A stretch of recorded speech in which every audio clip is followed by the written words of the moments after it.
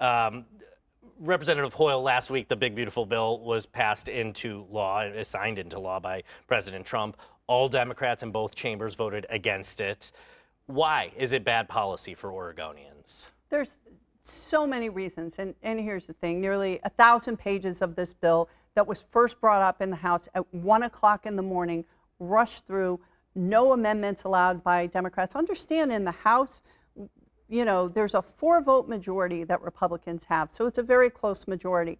Normally, you have a public process where people could weigh in. We had Republican legislatures, hospital CEOs in rural conservative communities, food banks, other people saying this bill will be devastating to our economy, to our rural hospitals, to health care, to SNAP benefits, you know, to children, all kinds of issues, and nothing was allowed. This was about being a loyalty test to Trump.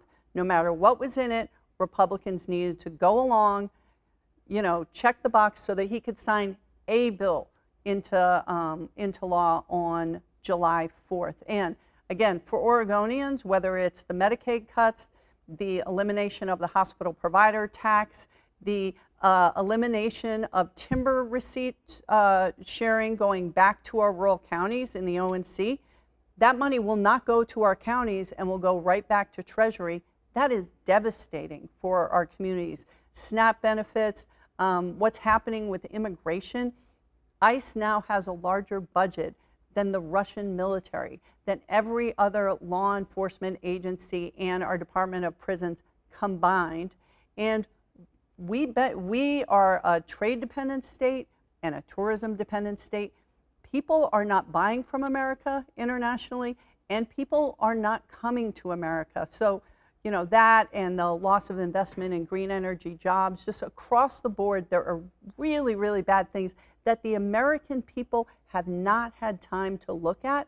This is not how business should be done, and the American people should expect better. And not for nothing, this blows a giant hole in our deficit of over $5 trillion.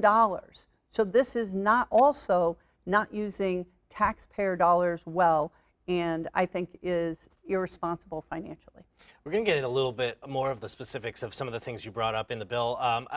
As someone who was there in Washington as this played out, you know, a lot of people were following it and, you know, went to the Senate.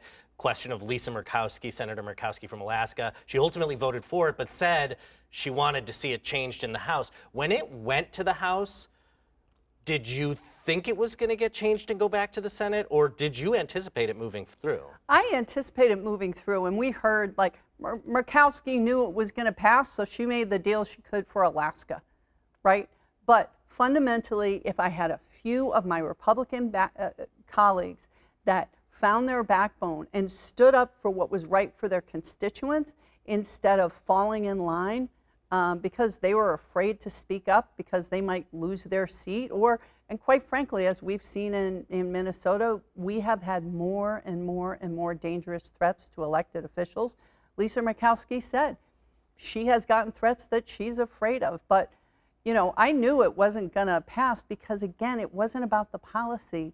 It was about a loyalty test to Trump. And I took an oath, just like my colleagues, to the Constitution of the United States, to represent the people of this district in the United States. I did not swear an oath to be loyal to a man and to a president. And that's what we've got happening right now. And I think, quite frankly, it's a disgrace. Republicans, in their defense of voting for the bill, two Republicans voted against it in each chamber, in fact, but obviously almost all Republicans voted for it. They say, in regards to Medicaid, they say that their goal is to essentially pull undocumented immigrants off Medicaid and able-bodied, non-working adults. So undocumented immigrants are not eligible for Medicaid. So that is a farce. That's just BS, plain and simple.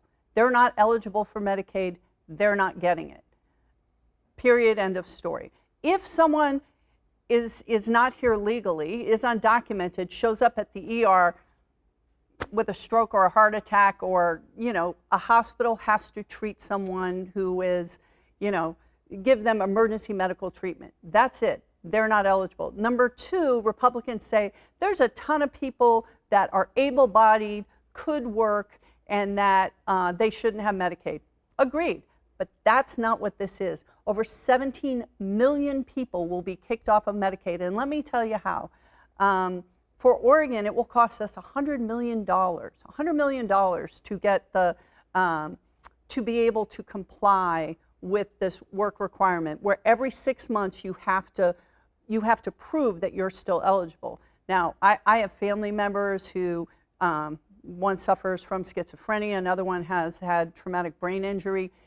It is really difficult to fill out all of that paperwork. I mean, I help my family members, but if you're moving a lot, if you're compromised, if you've got dementia, if you've got an issue, if you make a mistake on that paperwork, they can throw you off. And understand, the cruelty is the point.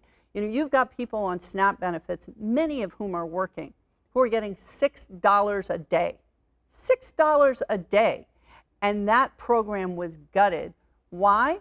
So that we can pay for tax cuts for those people who are the most well off, the top 5% of income earners in the country, on the backs of the most vulnerable. So, you know, what we heard was, again, Republican legislatures, the legislature in Georgia, in North Carolina, these are overwhelmingly, you know, supermajority Republican hospital CEOs in rural communities. These are not in liberal progressive areas calling and saying these cuts will be devastating. Again, the provider tax for rural hospitals. 11 of our 33 rural hospitals are in danger of closing, on the edge of closing. The provider tax says hospitals tax themselves, and then they get matching money by putting money in to help those hospitals run. When you shut down a rural hospital, let's say the hospital in Coos Bay closes, or out in frontier areas like in Ontario, you know, out in Eastern Oregon, that means people have to drive hours to a hospital. That means they're not going to get care if they've got a stroke within an hour, if they're having a baby, if they're, you know, we're going to have to fly people to other places. This is more expensive, and this just makes absolutely no sense. So if they felt good about these policies, they would have brought them forward, not at 1 in the morning, not keeping the vote open all night while they pressured people. They do it in the light of day so the American people could have weighed in. They would have taken some of our amendments, right? I represent almost 800,000 people, just like my Republican colleagues, and yet didn't take any of our amendments, even the sensible ones. They wouldn't even look at it. So this was about a loyalty. This was about loyalty to Donald Trump, and again, blowing up our deficit, which is why Representative Thomas Massie voted against it, on the backs of working people with a bunch of talking points that actually, when you look at the policy, don't make sense. But my constituents can't eat a talking point. They need jobs, and again, we need our rural communities to be able to do for themselves. And that's not what this bill does. And to your point, we spoke with the Bay Area Hospital. You mentioned the hospital in Coos Bay. You know, some of this, they still have to see how it all plays out, but they expressed concern. We did do that story earlier this week. You know, you mentioned that it essentially extends the tax breaks from 2017, Trump's original tax cuts from his first term, which did give a big tax break for the wealthy. Now, in truth, though, there were tax cuts for middle-income families as well in there. People who are middle-income did see lower taxes. The proportion certainly favored the wealthy. But for people who want to see and want to pay less taxes, is there an argument to be made in favor of extending those cuts because of the opportunities they do present for middle-income families? I think that, you know, if this bill was put forward to actually benefit middle-income families, right? Because we know that trickle-down economics doesn't work. I mean, what this bill was trickle-down cruelty. It really doesn't benefit middle-income families much at all. It overwhelmingly benefits those people who are at the top 5% of income earners. I'm not saying there isn't anything good in the bill, and we should have had that discussion. But when you're, you know, cutting funds to rural communities, to the SNAP program, $6 a day, to the most hungry, I don't, it is an incredibly beneficial program. Do we want to, take out waste, fraud, and abuse and make sure people who are not eligible or deserving don't get benefits? Sure, then let's talk about that. But that's not what this is at all. You introduced the Wildfire Resilient Communities Act. Hope to bring in more money for wildfire defense and prevention. What are the goals of this legislation? So the goals of this is to take $30 billion and give it to the Forest Service and the Bureau of Land Management so that they can do the work to ensure that we're prepared for wildfire season, so there's not as much to burn. Also to restore the programs that allowed us to get out ahead, like the Job Corps programs we had out in Douglas County, the Wolf Creek Job Corps program that put kids that were really struggling out into the woods to learn skills and work ethic, and also help make sure that there was less out there to burn. Those programs were there. I introduced that with Senator Merkley. I've also been working with Senator Tim Sheehy, Republican from Montana. He owned a wildland firefighting company, and we're working together. He, of course, has more of an ear of the administration than I would. I'm a Democrat, of course, but I'll work with anyone. And we're working together to come up with practical solutions on how to keep fires small and then make sure we're investing to make sure things don't burn. I'm also working with Democrats and Republicans on a tribal co-management for our federal lands. Our tribes managed forests for millennia and did a hell of a lot better than we did. And with DOJ firing so many federal workers, they're having difficulty keeping up with the work. And if we can come up with a tribal co-management plan for some of our federal lands, this both allows public access, allows us to get ahead of making sure that there's less things to burn and keeping our forests healthy so that we're protecting our old growth in a way that, again, our Native Americans have been doing for millennia. So there are things that we are doing and moving forward. I'm very proud to have introduced this bill with Jeff Merkley and also working with the Republicans in any way I can while calling out the things that I think are egregious and wrong. You can do both and. I'll work as hard as I can. Although this week we're supposed to be in DC. I have a number of constituents coming out. We were supposed to have a meeting with the Department of Transportation on the Coos Bay Port project, but Mike Johnson and his leadership decided that they had done enough and canceled all our committee hearings and work in DC. So I'm spending this week just going around the district and meeting with constituents and calling people in DC and across the country to do whatever we can to blunt some of the worst damage of this bill. A few weeks ago, you voted against moving forward an impeachment vote for President Trump, and you explained it, saying that in a way there was no way it was going to move forward, no way it was going to pass. What is the process you take in? You're talking about just sort of reaching out to Republicans, and what is the process you are taking to make sure that you're focused on legislation that actually can move forward and ultimately get signed by the president? Right. Because if you know it's something that President Trump's against, is it something that you would be willing to bring forward? Do you understand what I'm saying? Right. Your role in kind of navigating being in the minority. Right. So if more people had districts like mine where they couldn't get elected with one party or another, 42% of my constituents, my voters, aren't Republicans or Democrats. And so I take it very seriously that I represent a lot of different people with a lot of different politics who are mostly working class, working people that just want politics and the system to work for them. And they know it's not working for them right now.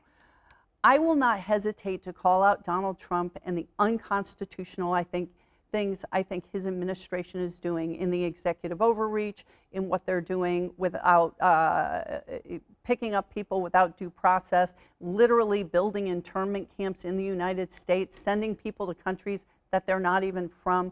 All of those things are wrong. The things in the bill that I think are wrong, I'm going to call out. I signed up with, instead of voting for the impeachment bill, which was submitted 2 hours before it came to the floor. We had a half an hour notice. I hadn't read the bill. I'm not going to vote on something I haven't read.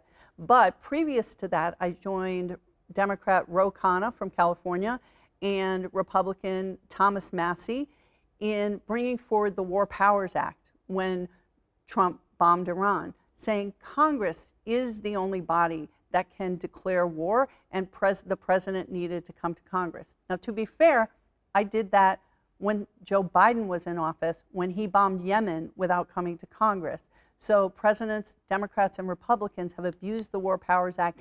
That's something that's bipartisan. That's something that's clear. That's something I've been consistent on, regardless of who's in charge. And that's something that I think we should move forward. The impeachment resolution brought forward by Representative Al Green was something that he didn't work with anyone before he brought it forward. And again, the Republicans, do I want Jim Jordan to be in charge of an impeachment resolution? No. I joined Representative Jamie Raskin, who ran the last impeachment trials, right? Hearings. He voted no he voted to table the motion as well because he knew that this wasn't practical. It wasn't going to move forward. And I'm not going to waste my time doing things that don't make sense, but I'll always stand up on principle. Let's say you did have the votes. Would you vote for impeachment? We would have to look at what he did. If it was something that was worthy of impeachment, and I do think that there have been many things that he's done that have been worthy of impeachment, then yes, I would. But again, that isn't going to move until Democrats have control, because what we have seen is that by and large, with very few exceptions, there aren't Republicans in Congress that are willing to hold the president accountable or call him out when he's made a mistake. I don't know where their backbone went. I don't know where their commitment to follow the Constitution, I don't know where that went. They took an oath. And whether you're a Democrat or Republican, you shouldn't allow us to bypass the Constitution when it's convenient, because it's undocumented immigrants, because it's a bad person, because it's this. The Constitution is there for a reason. The separation of powers between the executive branch, judicial branch, legislative branch are there for a reason. So we would never have a tyrant, we would never have a king, and that's what the founders intended, and I'll speak out on that no matter who it bothers. Obviously, it's important in your case to call out Republicans where you see it. In some ways, you could argue the American people, though, are also calling out Democrats. Mm-hmm. And, there is a very low trust in polling for the Democratic Party. Right. Not a high trust for the Republican Party, right, but also low trust for the Democratic Party. A recent poll said that nearly half of Democrats don't love their country and don't consider themselves patriotic. Is this a problem for the Democratic Party? Yeah, of course it is. And I think, whether it's Donald Trump's election or the Mondani mayoral election in New York, the two of them have something in common, although their politics are completely different. Both of them talked about the economic realities and frustration of working people, of average Americans who do not feel like the system is working for them. And what people feel is that Democrats, by and large, want to protect a system that's not working while they're frustrated. The best sort of information, polling, messaging that I have seen on the Democratic side is coming out of something called the Working Class Project. It's being led by Mitch Landrieu, former governor of Louisiana. And it's really clear what people want across the board, right? And his whole focus is, how did Democrats lose the working class, right? This is the first election in history where people at the bottom third of income earners voted more for Republicans than Democrats. And what they say is they want fairness, and they want a party that actually speaks to them. So they want fairness for everyone, but they also want to make sure that there is a party that is working for them, ordinary people, and not just for special interests, whoever that is. So people aren't happy with politics. They're not happy with what's happening in Washington, D.C. Democrats or Republicans. For me, again, I work for my district and I work for the people that work for a living. I come from that kind of background, and so many of my colleagues don't.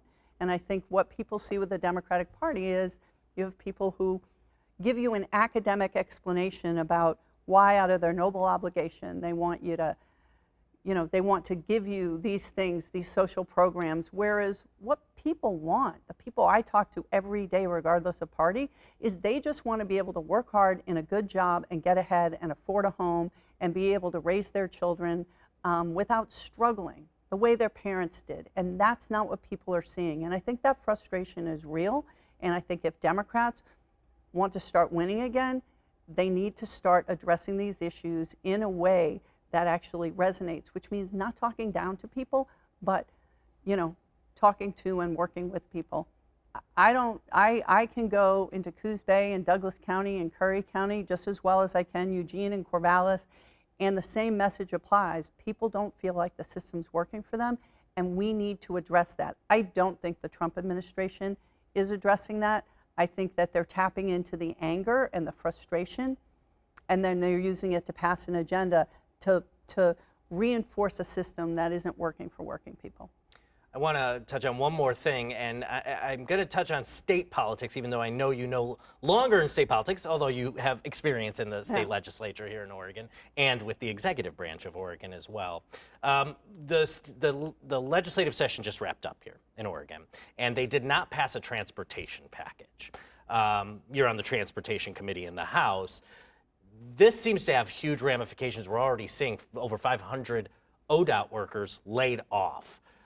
This appears like it's going to have major long-term impacts as well as short-term impacts as well.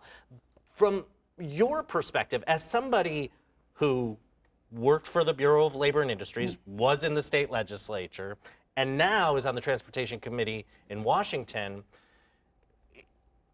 how do you see this playing out, and could this have the long-term implications that I'm seeing, at least, of potential real problems for our transportation system? Absolutely.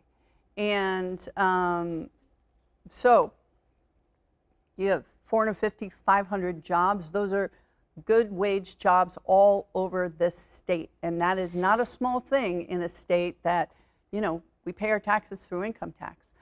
But more importantly, the critical things that we do in investing in infrastructure, the Coos Bay Port is a project I've been working on for a long time. This investment in infrastructure is critical for our economy and for Oregon to be able to attract businesses, right? To make sure that people can get to the places that they need to go. When Tina Kotek was the speaker and I was the majority leader in the House, we passed a transportation package, and it was really difficult because you need the supermajorities, right? Because there's taxes that are involved. You have to work across the aisle. It was really hard, but we were laser focused on getting it done from the moment we started the session until the end. I can't speak to what happened there. What I know is that as from DC, and again, I have great concern because I'm on the Transportation Committee and there's critical investments that we're able to get money for, but if you don't have a Department of Transportation that can execute, how are we going to make the argument to get that money? But when they didn't have it done in the last couple of weeks in session, I said to my staff and to people that called me, I don't know how you pull together a deal when we're in such a polarized place that it's difficult, even at the best of times, for Democrats and Republicans to work together. But this is something where we need to put aside our red hat, our blue hat. We need to focus on what's best for the people of this state and get the transportation package passed in whatever way we need to, because it's absolutely critical. So I'm hopeful that the leadership, the Democrats, the Republicans in the legislature, the governor, can listen to constituents from all over the state that rely on a functional Department of Transportation, come up with a deal, call a special session, and get it done before it's too late. Appreciate your time. Thank you.